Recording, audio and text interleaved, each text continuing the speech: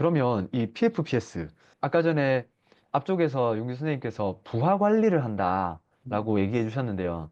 우리가 이 부하적인 요소에 대해서 접근을 할 때 우리가 처음부터 PFP 있다 아니면 또 환자분이 온다 이러면 부하 넣기 솔직히 좀 겁나는 것도 있고 또 환자도 싫어하잖아요, 솔직히. 그렇죠. 예. 그래서 우린 자연스럽게 도수 치료로 자연스럽게 이제 병원에서는 도수 치료하고 이제 센터에서는 베드 눕히는 걸 알고 있어요. 그럴 경우에 부하를 넣기 전에 도수 치료하는 거에 대해서 좀 어떻게 바라볼 수 있을까요?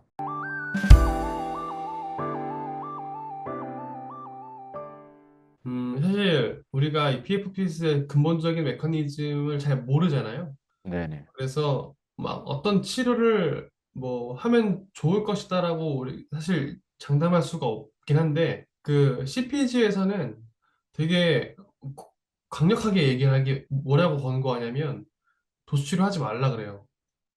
호호. 네. 도수치료는 권고하지 않는다. 그러니까 어, 즉 근거도 없고 효과도 없다라는 거죠. 음, 대신 여기 좀 약간 재밌는 점이 있는데 운동 치료랑 도수 치료를 결합하면 권고 A 등급이 돼요. 그러면 그냥 운동하는 것보다 훨씬 효과가 좋다라는 이 그렇죠. 말이네요. 단독 어, 운동만 하는 것보다 운동 치료와 다른 기타 여러 가지 치료, 특 도수 치료 포함한 여러 가지를 혼합했을 때 훨씬 더 좋은 권고 수준의 A 등급이 되거든요.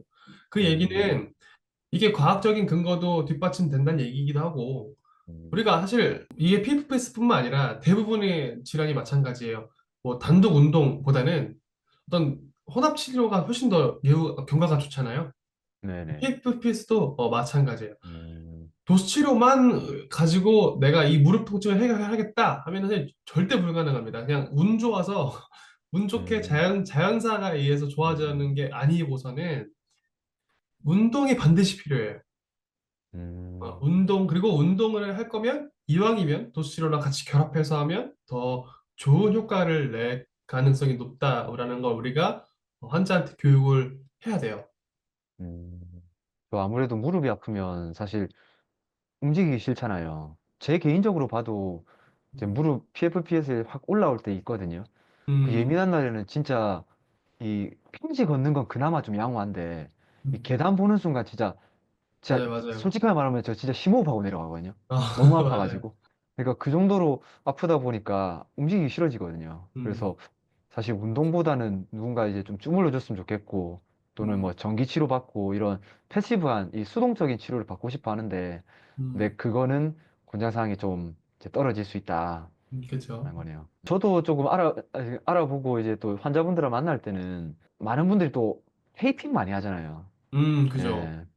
예, 저도 테이핑 저자로서 그거 테이핑을 많이 썼었고 또 음, 테이핑뿐만 아니라 이제 또 보호대를 많이 차고 오시거든요. 음, 예, 그 논문에서도 이것도 다른 클리니컬 그 가이드라인에서도 하는 말은 보호대가 그렇게 효과가 없다라고 되어 맞아요. 있고 또 테이핑도 물음표다.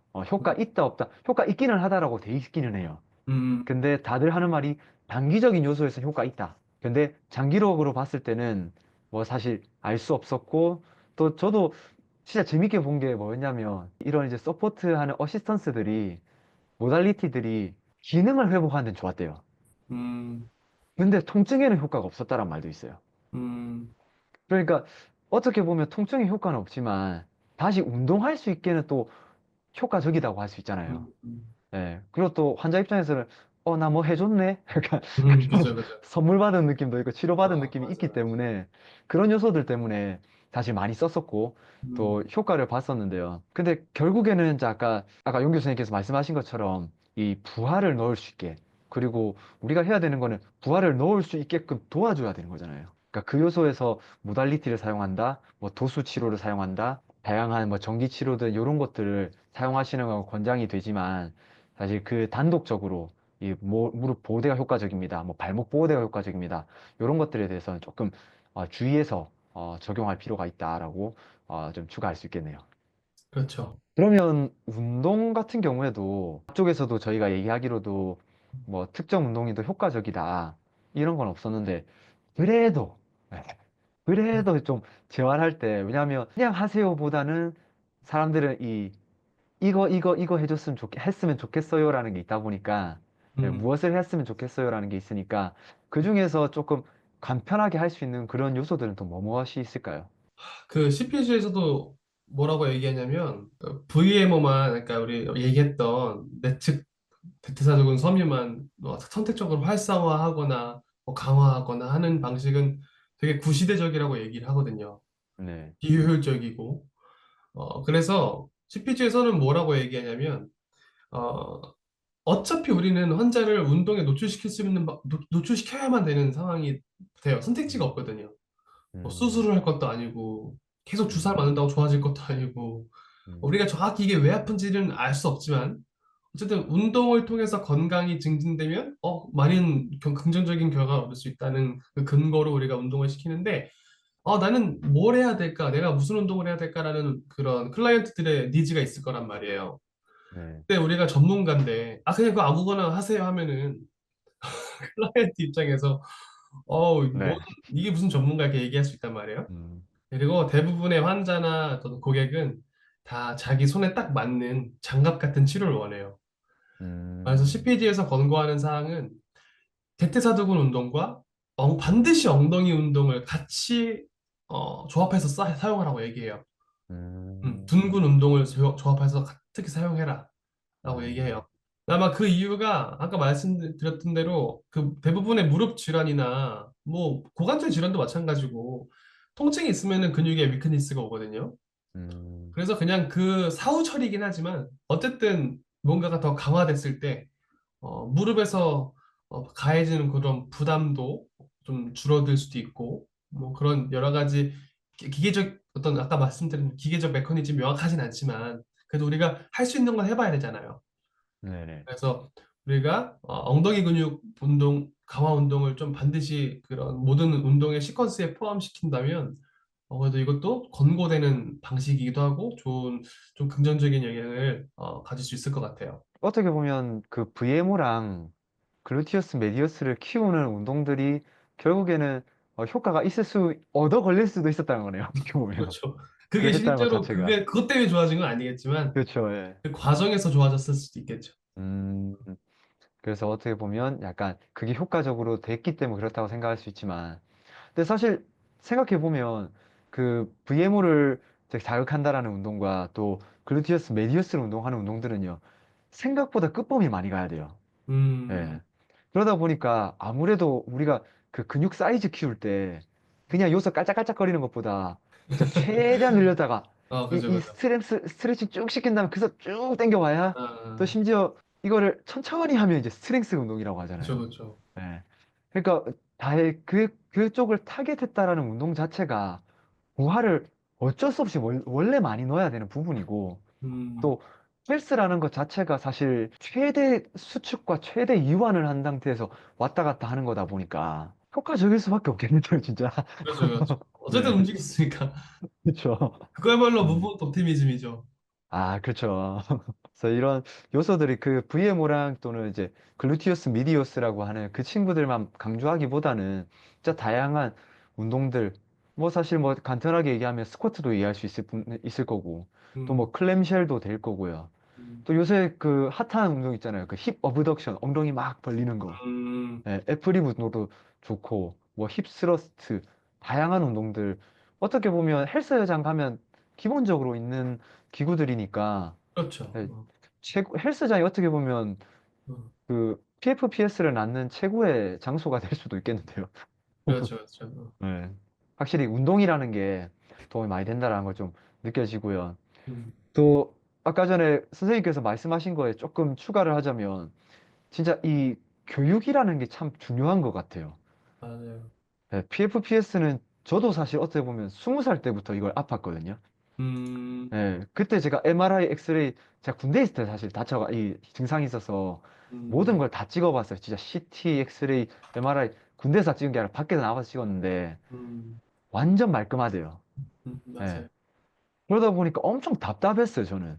뭐 해야 될지도 모르겠고. 음, 어머니도 치료사시지만 이제 계속 전화로만 말씀해 주셔야 되니까. 제가 그래서 진짜 목발을 한 거의 한 3개월 차고 다녔거든요. 예, 음, 이렇게 하면서 그 입영 때 그렇게 다녔었는데 그러다 보니까 이 명확하지도 않고 음, 또 답답하고 또 명확하지 않으니까 뭐 때문에 내가 아픈지 모르니까 다 하면 안 될 것 같은 그런 상황이었거든요. 예. 맞아요. 그러다 보니까 이 에듀케이션, 이 환자들한테 아플 수 있다. 그리고 또 찾아보면, 그리고 PFPS 같은 경우에는 재발률이 좀 높잖아요. 맞아요. 예. 통계적으로는 50%에서 90%까지 얘기를 음, 하는 그 연구도 있는데, 그만큼 장기적인 싸움이고, 어떻게 보면 저도 지금 21살이었으니까 그때가 지금, 예, 거의 한 15년, 14년, 15년 됐네요. 예. 어, 예. 계속 그 아프거든요. 근데 사실 이제는 겁이 안 나요. 음, 예. 아프면, 아, 내가 해야겠다. 이런 생각을 음, 하면서 하고 있기 때문에, 사실 그때 생각해보면요. 저희 어머니가 전화 오면서 항상 했던 말이 뭐냐면, 어머니 나 아파요. 나 이렇게 얘기하면, 항이대대 있습니다. 이렇게 얘기하면, 잊지 마라. 나가서 걸어라. 항상 음, 얘기하셨거든요. 음, 그래서 저는 아프니까 싫다. 이랬거든요. 음. 예. 또 엄마 말 제일 안 듣잖아요. 진짜 예. 임상에 있으면서 PFPS 환자들이 대부분 다 준영쌤처럼 생각하잖아요. 아, 그쵸. 아까 제가 진단 파트에서 중요한 말을 빠뜨렸는데 네. 어쨌든 PFPS 진단하려면 그런 영상의학적 자료에 특별하게 어떤 손상의 징후가 없어야 되거든요. 음, 근데 그러니까 의사 선생님들은 내가 무릎이 왜 아픈지에 대한 설명 안 해주는데 난 아파. 네. 근데 이게 잘 안 나. 그쵸. 그러니까 이제 답답한 거죠. 그죠. 그래서 이거를 제가 실제로 환자한테 교육하는 것도 사실 그렇게 쉽진 않아요. 아무래도 그렇겠네요. 우리나라 특성상 의사의 권위가 더 강하다 보니까 음, 뭐 연골연화증입니다라고 진단을 많이 받아오는데 실제로 이 연골연화증도 진단은 아니거든요.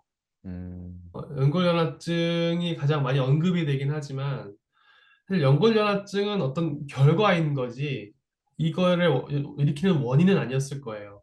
음, 그러다 보니까 그런 교육이 제일 중요하다는 걸 알지만 한편으로는 그 교육이 제일 어려운 것도 사실인 것 같아요. 음. 참, 안 그래도 저번에 제가 병원에 있을 때 그 무릎 이제 전공의이신 분이었는데, 무릎 전문의셨는데, 그 선생님도 저희가 이제 이렇게 저희는 이제 의사 선생님들하고 이제 물리치료사 이렇게 또 얘기할 수 있는 기회, 그런 이제 시간들이 있는데요. 음. 그때 얘기하셨을 때 연골연화증이라는 거는 약간 진단명의 쓰레기통이라고 얘기하셨어요. 예. 맞아요. 약간 근막통증 같은 거죠. 그렇죠. 예. 어, 그러니까 무릎은 아픈데 이유는 잘 모르겠다. 그럼 일단 음. 연골연화증 던지고 시작한다는 거죠, 어찌 보면. 그렇죠, 그렇죠. 예. 왜냐하면 아무래도 의료 시스템 자체가 진단을 해야만이 그 다음에 넘어갈 수 있기 때문에 일단 맞아요, 던져놔야 된다는 거죠. 맞아요.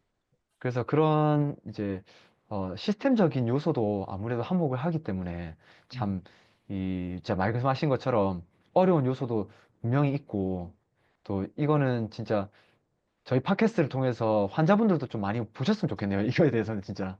네. 맞아요. 그래서 한번 좀 추천 한번 부탁드립니다. 주택구알. 부탁드립니다. 네, 그래서 대표적인 이제 연구들도 보더라도 다 대부분 이제 교육, 또 운동, 이 두 개를 이제 제일 많이 얘기를 하고 있고요. 또 음, 어떤 운동이 더 효과적이냐에 대해서도 음, 많이 이렇게 좀 찾아봤었는데, 거기에 대해서도 사실 아까 용규 선생님께서 말씀하신 것처럼 엉덩이 운동이랑 음, 다리 운동 같이 해라. 음. 그게 효과고, 진짜 저도 재밌게 봤던 요소들이 뭐 밸런스 운동을 해야 한다. 또 러너슨이라고 하셨잖아요. 네, 뛰는 사람들이 많이 걸린다라는 건데, 맞아요. 그러면 우리 요새 많이 하는 게 그 달리는 방법 알려주잖아요. 어떻게 그죠, 그죠. 하면 그 이 뭐냐 뭐 소리 나면서 X 났다가 딸깍 O 하고 그런 이제 밈들이 많은데 그것도 사실 그 장기적으로 봤을 때 효과가 없었대요. 예. 그랬을 것 그래서 같아요. 예. 그래서 어떻게 보면 새로우니까 어떻게 보면 달리기라는 요소가 이렇게까지 전문화돼 가지고 일반인들한테 알려진 적이 없다 보니까 음, 아무래도 이런 요소들이 이렇게 해야 된다라는 게 확 와닿을 수도 있겠지만 음, 벌써 많은 연구들을 해봤는데 음. 어떻게 뛰냐 어떻게 하냐 하니까 자세는 바뀌었대요. 아, 근데 통증에 대한 얘기는 사라졌어요. 그쵸. 네. 뛰는 통증 얘기는 방식은 이제 전혀 어느 순간 중요한 것 사라져요. 같아요. 네. 자세는 좋아졌다라 말은 해요. 어, 예. 그래서 통증의 개선에 대해서는 거의 대부분이 다 낫다. 음, 라고 얘기를 많이 하고 있어서 그래서 뭐 밸런스 운동을 해야 된다. 밸런스 운동도 사실 그런 점을 많이 얘기를 하고 있어요. 안 하는 것보단 낫지만 음, 효과가 장기적이진 않다. 맞아요. 네. 그런 연구소들이 많으니까 어떻게 보면 이 치료에 대해서는 제가 느끼기에는 전문가 선생님들께서는 진짜 창의적이어도 될 것 같아요. 요소에 그럼 대해서는. 네. 창의적일수록 더 그럴싸한 운동이 될 수 있겠죠. 그쵸. 네, 그럼, 저도 또 창의적으로 운동을 많이 시켜봤는데요. 생각보다 회원님들 좋아하세요. 그럼요, 뭔가 되게 특별해 보이잖아요. 네. 저도 제가 진행하는 백페인에서 항상 매니지먼트 파트에서 얘기하는데, 네. 제가 아까 환자들은 자신의 손에 딱 맞는 장갑 같은 치료를 원한다고 했잖아요. 네네. 운동도 마찬가지예요. 사실, 막 음, 어떤 특별한 운동이 있는 건 없는 경우가 훨씬 더 많거든요. 네. 저스트 그냥 엑서사이즈인데, 근데 대신 그 받아들이는 입장에서 뭔가 나는 남들이랑 좀 다른 뭔가 나한테 딱 맞는 그런 스페셜한 운동을 하는 것 같이 느껴야 동기부여도 되고 플라시보도 더 극대화시킬 수 있죠. 맥락이 중요하니까. 그렇죠. 네. 그래서 가끔씩 회원님이 이런 거 물어보면 막 새로운 거 갖고 오면 또 운동도 좋아하시는 분이었는데 새로운 거 갖고 오면 쌤 만드신 거예요? 이러거든요. 그죠. 근데 이상하게 저도 어디서 들고 온 거거든요. 근데 그 말 들으면 솔직히 좀 기분 좀 좋아져요. 네, 저도 좋으니까 그죠, 사실 그죠. 이 창의적이게 한번 다양하게 써보셨으면 좋겠다고 말씀을 드리고 싶네요. 네. 맞아요. 자, 그러면 우리 다음으로 어떻게 그러면 이걸 예방할 수 있을지. 네, 알아보고 싶잖아요. 솔직히 그죠, PFPS. 그죠. 네, 사실 모든 사람들이 원하는 이제 예방 파트인데 그러면 전문가들 입장에서는 어떻게 환자들한테 교육을 할 수 있고 또 일반 환자분들께서 이걸 보고 계신다면 어떻게 하면 내가 이 PFPS를 안 걸릴 수 있을지에 음, 대해서 한번 얘기해 봤으면 좋겠습니다. 사실 다른 것도 그렇지만 어떤 예방이라는 것 자체가 사실은 불가능하거든요.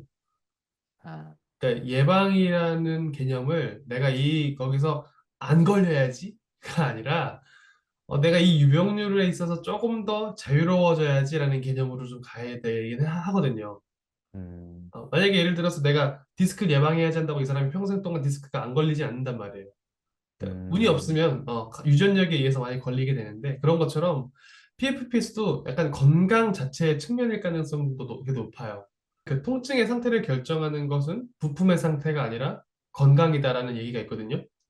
네, 되게 좋은 얘기거든요, 이게. 진짜 그래요. 그래서 내가 이미 내가 PFPS를 예방해야지라는 그 생각 자체가 좀 좋은 방식은 아닐 수도 있어요.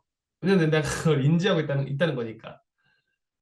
그 다음에 네. 뭐 엉덩이 근육을 열심히 강화한다고 PFPS가 안 생기는 것도 아니고 대퇴사두근 근력을 강화를 열심히 한다고 안 생기는 것도 아니고 그냥 우리는 할 수 있는 범위 내에서 그냥 내가 더 건강할 수 있는 방식을 채택하는 것이 가장 현명한 방법일 것 같아요. 아마 누구도 PFPS를 알지도 못하고 겪어보지 않았는데 이걸 예방해야지라고 하는 사람은 없을 거예요. 어, 다만 이제 뭐 러닝을 많이 하신다든가 아니면 스포츠 활동을 많이 해서 무릎에 좀 관심이 있다든가 하신다면 굳이 내가 PFPS를 꼭 예방해야지라고 하기보다는 그냥 더 건강하고 또 안전하고 또 내가 즐겁게 운동할 수 있는 방식을 고민하는 게 조금 더 현명한 방법이지 않을까라고 생각이 듭니다.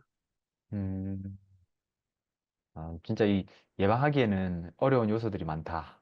음, 예, 사실 참 이것도 아쉬운 얘기네요. 그렇죠. 왜 예, 아픈지 모르는데 어떻게 예방을 해요? 하긴 그렇죠.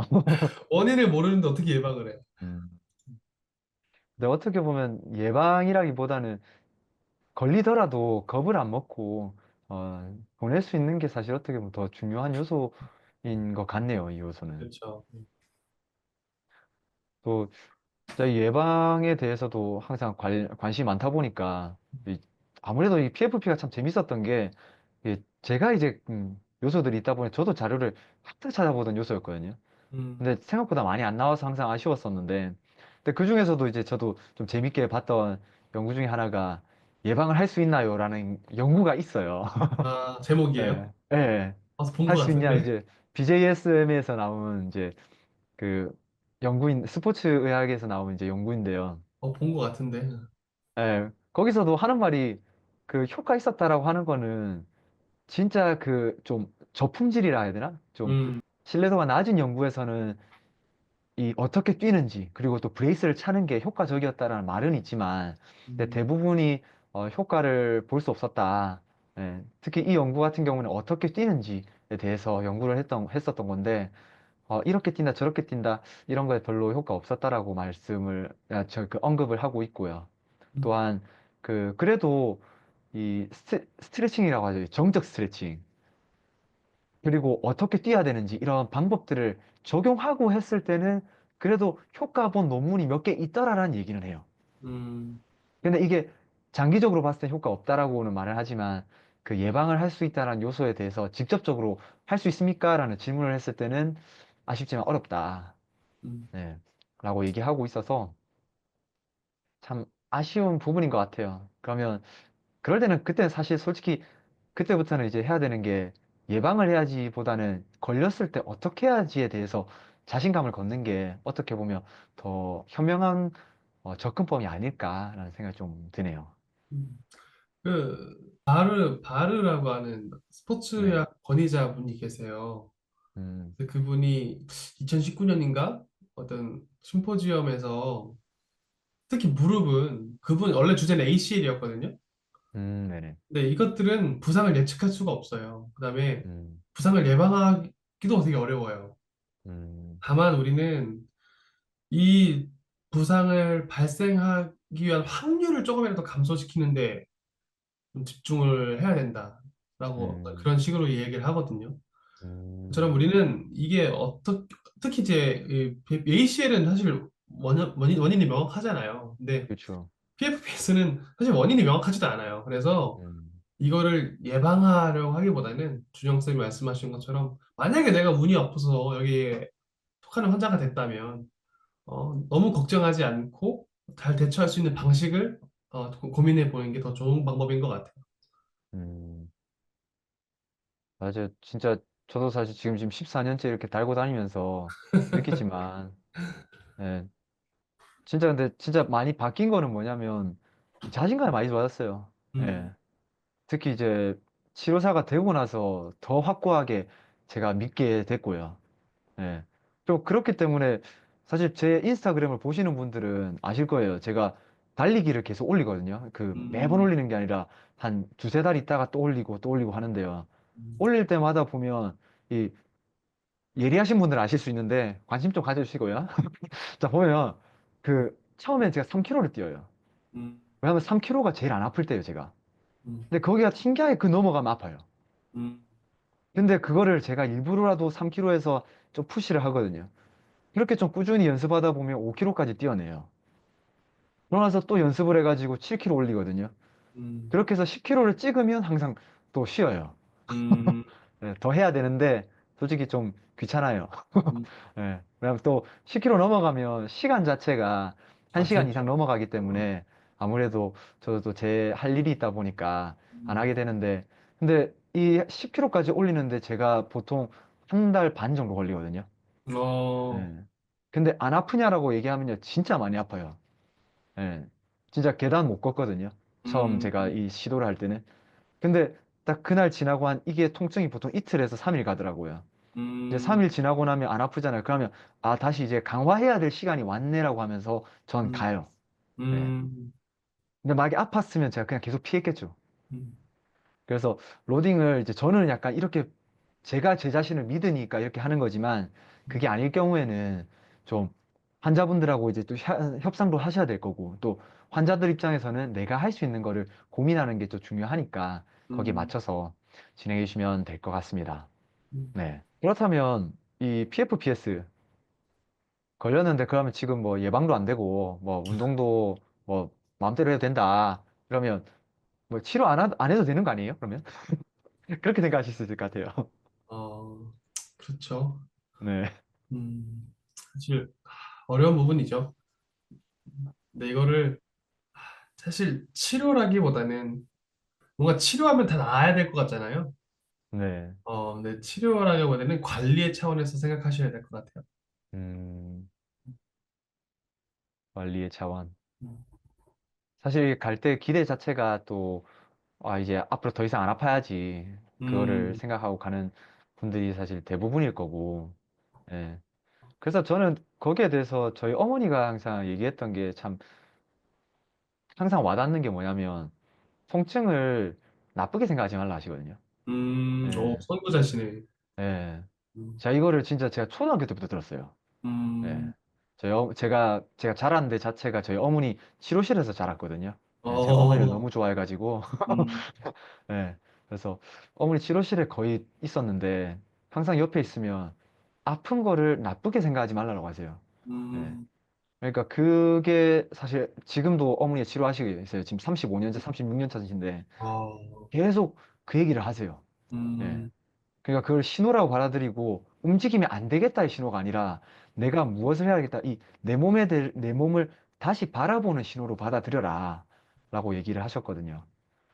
그래서 저는 그 말을 말씀을 많이 드려요. 통증 자체를 나쁘게 바라보지 말고 내가 무언가를 내 몸을 관리 안 했구나. 또는 내 몸한테 무엇을 줄 수 있겠구나. 라는 고민을 할 수 있는 그런 신호로 받아주셨으면 좋겠다라고 저도 어떻게 보면 많이 설명을 드리고 있고요. 또 이 통증 자체가 사실 없으면 또 안 좋은 거잖아요, 오히려. 예, 그럼요, 위험하죠. 위험한 거니까 어떻게 보면 네, 진짜 통증이라는 게 있기 때문에 내 몸을 더 집중을 할 수 있는 진짜 많은 요소들이거든요. 이 음, 종교들도 많은 그런 요소에서도 많이 파들어가는 부분도 없잖아 있어요. 음, 그러니까 이 통증 자체를 항상 이 안 아픈 놈들이 너 얘기하고 네가 내 통증을 알아 약간 이렇게 얘기 많이 하셨거든요, 저한테도. 예. 음, 또 말씀하신 게 네가 50대 안 돼봐서 그렇다, 60대 안 돼봐서 그렇다 이러시는데 예. 이거는 제가 아픈 것도 얘기지만 예. 저희 어머니 지금 60대시거든요. 예. 60대까지 되시면서 치료하셨던 분의 얘기도 언급해서 말씀을 드리는 겁니다. 음, 예. 그래서 너무 예, 이 통증 자체를 나쁘게 바라보지 마시고 어떻게 해서 관리를 할 수 있을지 우리 용규 선생님께서 말씀해 주신 것처럼 접근해 주신다면 이 PFPS 자체를 안 좋게만 바라보지 않을 수 있을 거라고 저는 말씀을 드릴 수 있겠습니다. 그래서 어떻게 보면 전문가의 역할이 어떻게 보면 제일 중요한 요소겠네요, 이거는. 그렇죠. 권위로 설명을 잘 해야죠. 음, 좋은 그렇죠. 좋은 설명이 네, 필요하죠. 음, 그러니까요. 또 어떻게 보면 또 한편으로는 전문가 입장에서 또 안 나오면 또 컴플레인 하시잖아요. 그죠? 또 그 컴플레인 또 무서워하거든요. 그래서 네. 처음부터 교육이 제일 먼저 우선이 돼야 돼요. 음, 더 이게 중요하다. 다 완치라는 게 없다는 걸 알고 있어야 되고, 음, 기껏해야 근치다. 그거 음, 우리가 납득하고 가야지 음, 환자가 아니면 고객이, 나 이거 다 낫기를 바란다 하면 무조건 실패할 거예요. 그렇게 될 수가 없거든요. 그렇죠. 그래서 약간 거북목 치료한다라는 얘기 있잖아요. 보면 제가 이렇게 살기 때문에 여기 와서 이거 해야 돼요. 이런 말 하잖아요. 보면 어, 뭐 등편은 운동해야 된다는 얘기 하는데 약간 그것처럼 거북목하고 똑같다라고 그냥 표현 자체를 해버리면 이 내가 계속 관리해야 되는 부분이구나라고 받아들일 거라는 생각도 또 그렇게 보면 그 환자들도 사실 받아들이는 부분이거든요, 사실. 그렇죠, 예. 그죠. 전문가라서 다나서야 전문가가 아니라, 그렇죠. 예. 그렇게 여, 솔직하게 얘기했을 때 더 받아들이시는 분들이 많이 있어요. 음, 맞아요. 그래서 우리 함께 하는 전문가가 됩시다. 진짜 환자 삶에 함께 해서 그 통증이랑 좀 마주할 수 있게끔 도와주는 전문가가 될 수 있게 저희가 노력하는 또 부분도 많이 필요하겠다라는 점도 얘기할 수 있겠네요. 그렇죠. 네. 네, 그러면 오늘 이제 이렇게 PFPS에 대해서 좀 얘기를 해봤는데, 사실 어떻게 보면 결과가 마음에 안 드실 수도 있어요. 음, 사실 많은 저희의 팟캐스트들이 좀 결과가 좀 원하는 거를 드리지 못할 때가 많다라고 좀 많이 느끼기도 하거든요. 예. 사실 저도 편집을 하고 있기 때문에 제가 편집을 해요. 예, 편집을 해보면, 예, 이거 환자분들이 또 전문가들이 좀 약간 싫어하겠다 싶은 음, 거를 많이 느껴요, 사실. 솔직히 저도 알면서도 사실 그냥 넣거든요.